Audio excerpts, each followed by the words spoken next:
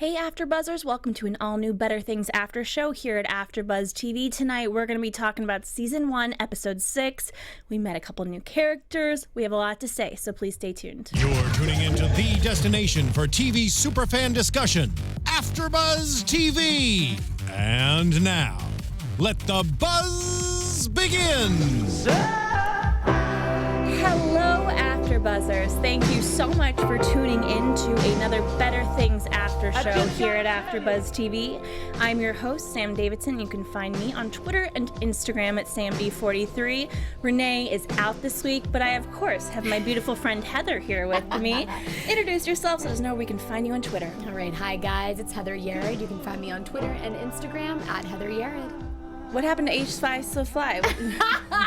Tonight, H5 So Fly is at home. She's sleeping. Okay. Yes, all right. Is Heather. Today we get Heather. We got straight up Heather tonight. I like it. We started off with a really interesting scene that seemed to go somewhere and then it went nowhere. With Sam at this like art music show. What did you take from all of it? Because I was a bit confused. So the first thing I thought of is my favorite phrase, solo Manolo. So I was like, oh, she's solo Manolo, just like me, going to every event by herself. Like, that was my first honest thought. And I wrote that down. I was like, solo Manolo. I've never heard of that. Yeah. And then after that, I had a feeling it was going in a direction of like an age thing. So he was hitting on her. It is what it is. And then I kind of figured, because we see a lot of like sexual innuendo in the show where she's about to meet someone and then she doesn't, then she does, and cue the younger person. So it seemed pretty clear and pretty like a theme that I hear all the time recently, not with myself personally, but friends around me. So yeah, well, you know, he is a famous actor, so I'm confused. If it was a cameo, I would have like appreciated it being a little bit more clear that it's a cameo. Or if it's an actual someone, I don't know, I think he might be back, this guy. That hit on her, you know, asked her if she wanted to smoke some weed. yeah. And it's funny because he was acting very immature. You think he was? You think that was immature? No, I mean, I wouldn't think that. But, Okay. like, if that were me, I would have been probably like, yeah, sure.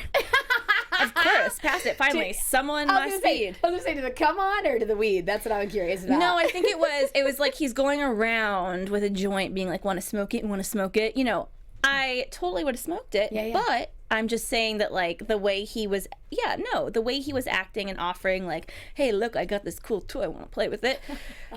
The marijuana, not anything else. I was like, which one? Yeah, Which by toy? the way, but he probably meant the other thing too. But then his girlfriend came and she made sure she made out. Yeah, she was like, come on, come on. And then when It's she, always the possessive ones. I know, when she kissed him in front of Sam and like, you know, his tongue action, Sam's like, oh, okay, I get it. She like literally said that out loud. I love her. She's really funny. So then we meet this like gay best friend. Yeah, so we saw him last time, right? When they were having the get together and her daughter was like, oh, I hate my life. Oh, yes. Yeah. See, for me, I was like, wait, is that the texter from the first few episodes? No. And I'm like, wait, is she calling him gay because she's insulting him? I had this whole thing in my head because I thought it was a texter, not the texter. Besties, they were besties. Yeah. Who doesn't love having a gay best friend? Mm-hmm. I know I do. I know. It is great to have, and they've been friends for a long time. Again, another kind of storyline, and I get it. This show is a slice of life show, which I like, but I also am watching TV, and so I'm like, where is this going? It's going nowhere. It's just life. Did you notice that, I'm kind of stepping back, did you notice that when she said hi to the young girl that he was dating, she deepened her voice like a dude? She was like, hey there. Did you notice that? I didn't. I was like, why did she just do that? I was like curious. And then when she's pinching the titty of the sculpture, and then I was like, that's where my mind went. I was like, I'm like, is there any type of whatever going on here? What do you mean you thought she was flirting with her? Yeah, well, I didn't know. I mean, she deepened her voice. She kind of was like, hello there. I was like, oh, okay. And then as she's going out the door, she's like, yes, I finally get some titty. And I was like, oh, okay. Maybe there's another storyline coming here. If I watch it again, I could maybe pick up on that. I'll let you know.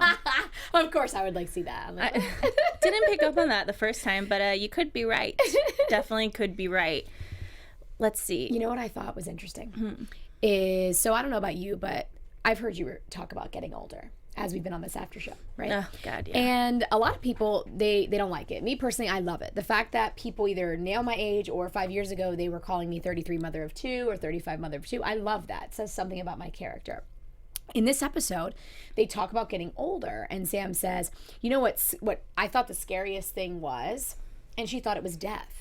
And then she's like, but no, what I realized, it's getting older. And then that analogy that she used was hilarious. She was like, younger people, it's like we're the Indians now. I wrote it down, too. And they're the white people. And they just keep coming. And all we're left with is diseased blankets. I was like, that was a really good analogy. Yeah, it's really funny. Oh, my God. That killed me. I mean, especially in Hollywood, being an actress, ageism is a thing, and you're right, that was the theme of the episode, because we'll get into Phyllis a little bit later, but there was a Phyllis of it all. And then we also have this TV show. It was a pilot, I'm pretty sure. They were talking about shooting a pilot. Because the dude was like, oh, it's all on me, it's a pilot. And she like kind of, fluffed herself a little bit. It was like, yeah, I lost 4 by the age of 13. Uh-huh. Yeah. He was a bit offensive. You think so? Yeah. Mm-hmm. And what do you think was offensive? Oh, the slap the tits comment? Yeah, it's like, you'd be my type, we just slap some tits on you. Oh, yeah, that was, I feel like, I mean, about to say that. That's like typical. I can't tell you, I have not had one TV opportunity outside of AfterBuzz, obviously. TV opportunity before this or in corporate where I did not have a man like sexually harass me. I've been sexually harassed at every job I've ever had. Yeah. So to me, I was like, oh, that's life right there. I just hate that word, tits. Oh, you do? Uh-huh. Why? I don't know. I mean, to me, it's worse for some reason than like boobs. It's derogatory to me. Okay, so you take it offensively. Like that's a comment. If someone says that word, it's like how I think of the P word that I'm not going to say, but I think it's like disgusting. Yes. Like, oh, God, don't say it. Yeah, okay. It's like a bit below the P word, but it's really close up there. Got it. With that. Okay. So, and it's interesting to see that dynamic, and very interesting to always see how she brushes it off and chooses to deal with it. As an audience, you can see how she internalizes it for a moment in her head, and she's just like, are you kidding me?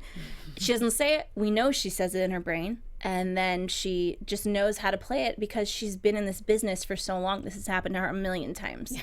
You know what, though, could have maybe complimented that. So she might have been offended outside of the trailer, but inside the trailer, she got a little bit of a come on. Mm-hmm. Jesse needs to get it together.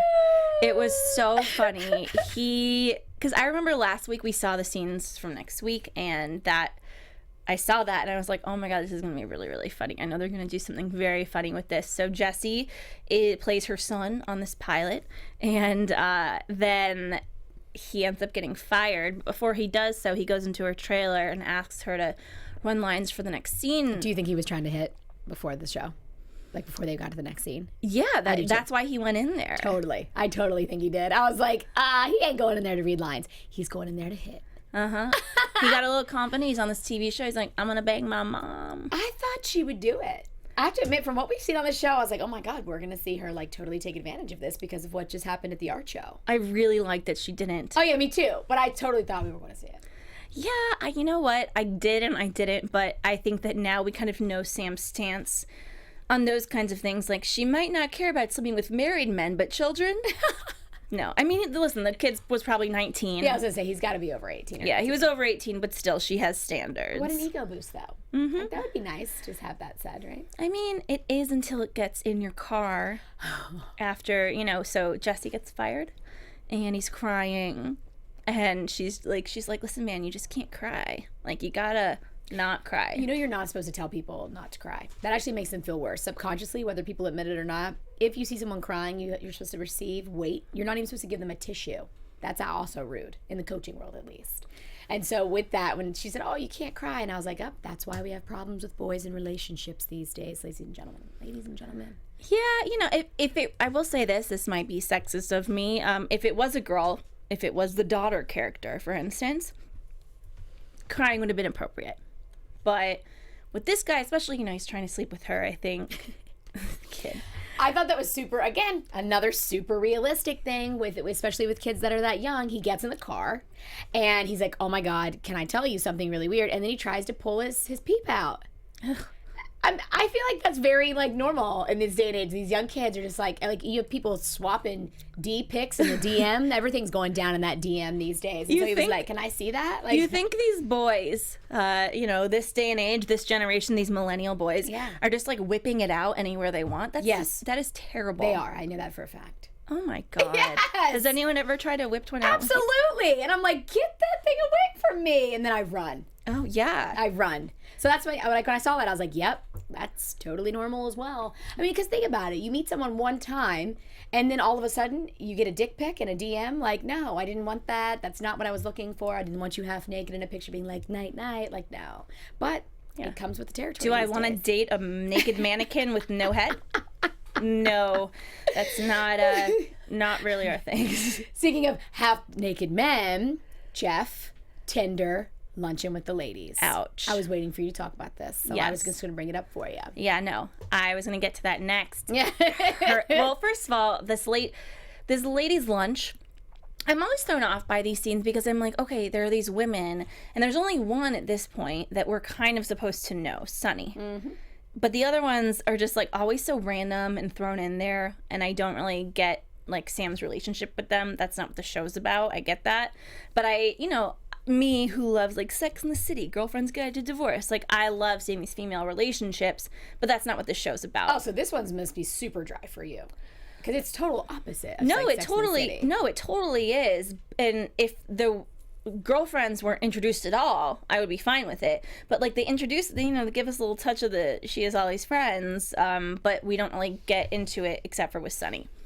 Would you consider, I mean, I know there's those people, like, do they seem like friends to you? Yeah, they weren't very nice to each other, so let's talk about that.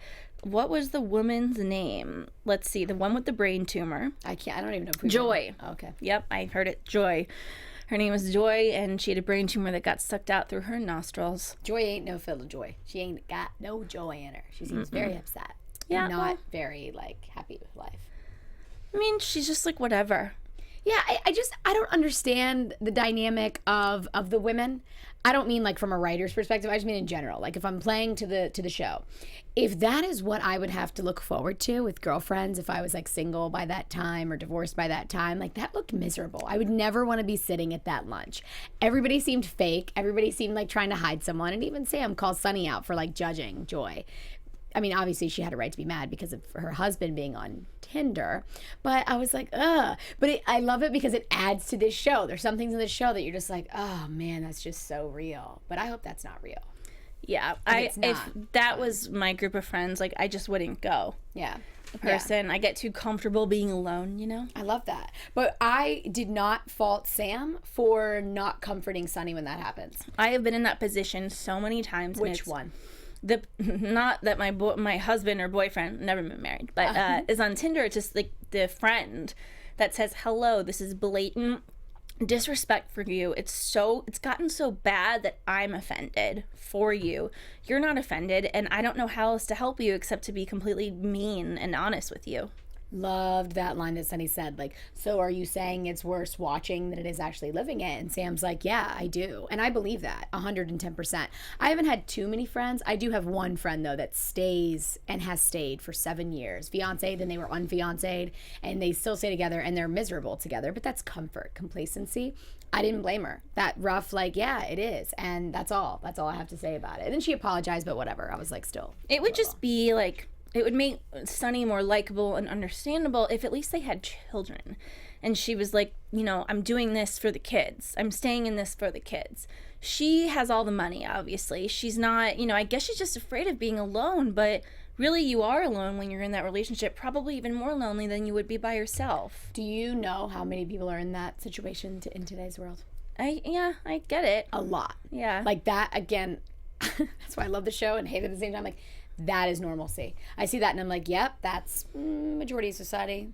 That's probably why we're still single. Oh, that's right. People are holding on to each other because they're codependent. Like, it's like so typical. Yeah. So again, another raw reality here in this show. Definitely.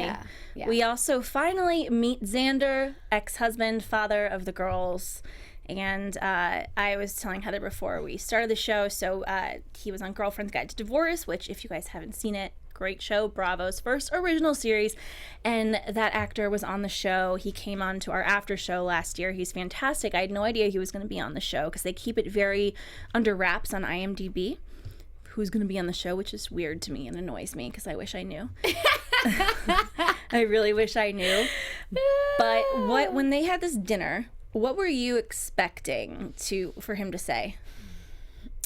In what regard? You mean like as the ex-divorcee or just in general because we finally saw him? Well, it's just like I have something I want to tell you and keep an open mind. I was thinking, oh my God, maybe he's gay. Oh, were you? Were you? I was thinking that he was getting married. That he was going to say, oh, I'm engaged, I'm getting married. But it aligns that he said, oh, I'm going to be right next door and I don't want to see the girls. Because she's always talking about how the father left, how he left. And we see that right there. Yeah. And didn't she bring him into this business or no? Did we hear that?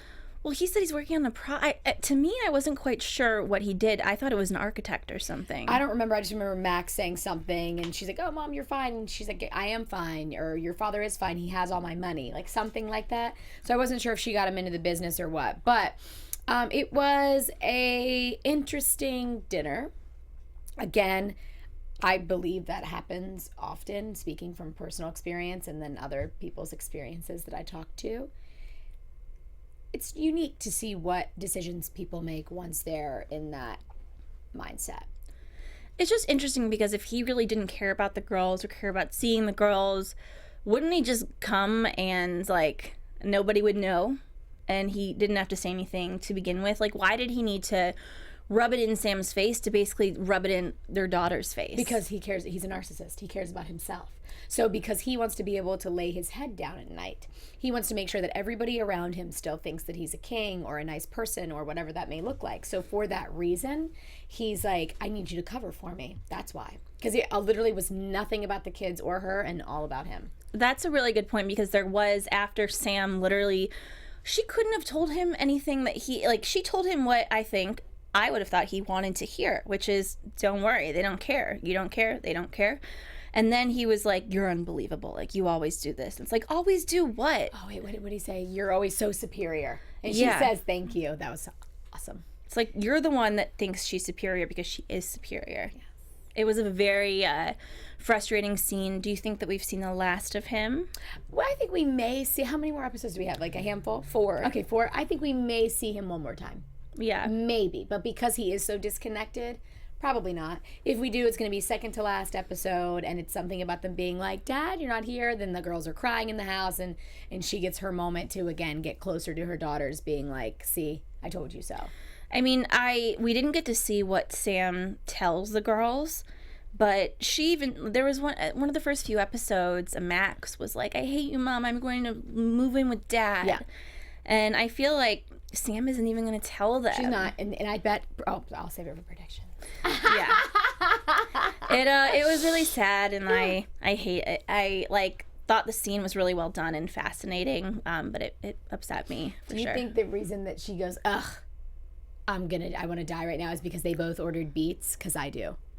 He ordered beets. She had no clue what he ordered. And then she's like, beets, I'll take the beets. And then they both had beets, and she put it down, and she was like, ugh. I was like, yes. It does show how much, in my opinion, I was like, oh, they probably should be together. They're probably really close, and he just got lost in the frame of whatever he's doing or money. But did you think that's why she scoffed, or was it just him being a jackass? I was like, what's the beat thing? I was watching and I was like, I don't really get the significance of the beats right now. Now that you said it, that makes a lot of sense. To me, that line was just her being like, this hurts me, like being in this moment. I hate it so much. Yeah. I don't want to be here. Gotcha. But interesting. Yeah. I wonder which one it was. And there's probably a little bit of both. The beats definitely had some kind of significance. Yeah. So we also have Phyllis in this episode. I was so scared. You thought a robber was there. I thought she was dead. I thought something happened to her. So, the alarm goes off. Sam hears it from across the street. And it was really sweet. Sam is sweet to her mother. She tries because she is able to put herself in her mother's shoes sometimes. It's tough, though, when your mom just talks about herself all the time. And I love it. Again, we get to see Phil keep talking. And Sam walks back in, and she's still talking when she gets out. Same story. Same story. And Phyllis, okay. She is a hoarder and is aging and I think losing it a little bit, and we get to see that. Yeah, dementia probably. Yeah. Seems like it. And Sam really wants her to, like, clean some surfaces up. Said she'd pay her. But she'll still take a shot with her. Yeah. I loved that. I was like, yes. And then the weed, the edible weed, she's like, I don't want to smoke it, but you can get me some, I'll eat it. Oh, and I was good. like, That's good. Yeah, I was like, yes. I feel like that, again, will be me and my mom one day. Like, she'll be like, can you get me something to eat that's not, I don't have to smoke? Except my mom doesn't have that accent, whatever I just did. But they're dynamic. Again, I live that. I truly, when I see that, every time it gets me, I'm just like, shoo.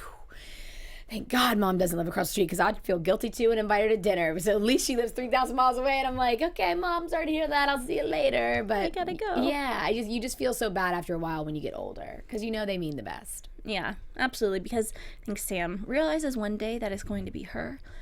Trying to, she loves her mother, wants to put in some good karma points as well to, make sure that doesn't happen. And before we get into predictions, there was one scene was at the beginning that I loved. I just want to bring up. Which one? When Sam takes the girls shopping. And it was really funny. And then when the random stranger said, you have 3 daughters. They're so great. Like, blah, blah, blah. They're beautiful. And Max is like, oh, my God, that's so... Yeah, and then Sam just turns around after the lady walks away and she goes, fake. Yeah. She's like, fake. I was like, yeah, it was so amazing. I loved it. I loved it. It was a very small moment, but Max is just big and mighty for a moment. She's like, hoo, hoo, hoo. And then when Sam calls her out, it was just really funny. I loved it. I loved it too. Yeah, it was good. On that note, let's get into some predictions. All right. Let's see. And now, your AfterBuzz TV predictions. So I'm going to give the prediction that I gave earlier in the show. I believe we're going to see Xander one more time, second to last episode. Sam's going to get caught for not telling her daughters. Max is going to be like, oh my God, I can't believe he didn't tell me.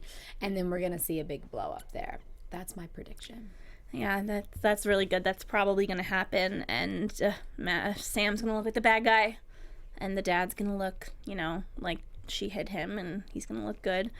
Oh, crappy. I definitely think that we're going to be seeing more of Xander. And I feel like something is going to happen with Phyllis health-wise that is going to cause a big upheaval and get people really worried. Hope she doesn't die. But, death is part of life. Which they talked about in this episode. They did talk about it, so it'll be interesting to see more of that. More of Sam acting, definitely. And hopefully we'll get to see Sunny leave her douchebag husband that's on Tinder. Yes. That would be a lot. And maybe she'll move in with Sam. That'd be pretty fun. Or maybe Phil will move in with Sam. Oh, God, she'll have all of them, and it'll just be a disaster. Well, please let us know what you guys think in the comments. We really, really love talking about the show if you didn't notice. So one more time, where can everyone find you on social media? I'm Heather Yerrid. You can find me on Twitter and Instagram at Heather Yerrid.